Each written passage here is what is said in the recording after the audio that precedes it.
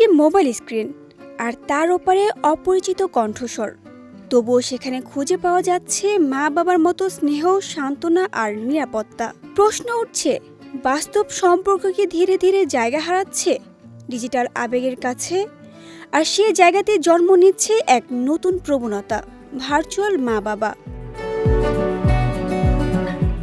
চীনের সামাজিক যোগাযোগ মাধ্যমে দ্রুত জনপ্রিয় হয়ে উঠেছে এই ধারণা।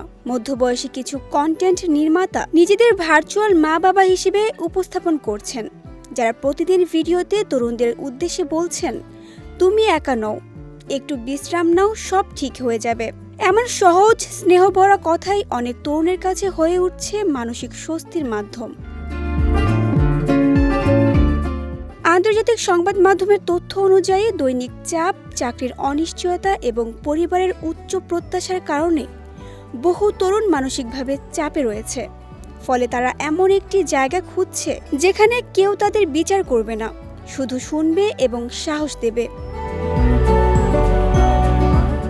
বিশেষজ্ঞরা বলছেন, এ প্রবণতা একদিকে যেমন মানসিক সহায়তার জন্য নতুন ডিজিটাল মাধ্যম তৈরি করছে, অন্যদিকে এর মধ্যে রয়েছে বাণিজ্যিকীকরণ এবং আবেগের ব্যবহার নিয়ে প্রশ্ন। সব মিলিয়ে বলা যায়, বাস্তব জীবনের দূরত্ব যত বাড়ছে, ততই পর্দার ওপারের এ ভার্চুয়াল মা বাবা অনেক তরুণের কাছে হয়ে উঠছে আবেগ ও মানসিক ভরসার নতুন ঠিকানা।